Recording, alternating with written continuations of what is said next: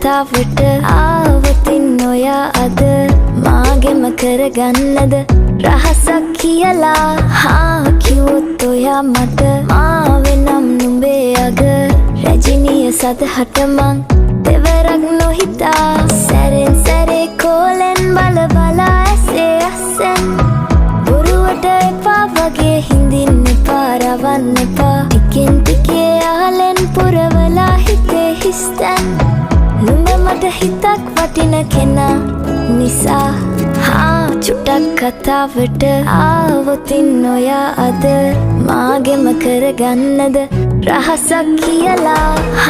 කිව්වොත් ඔයා මට මාවෙනම් නුඹේ අග රැජිනිය සදහට මං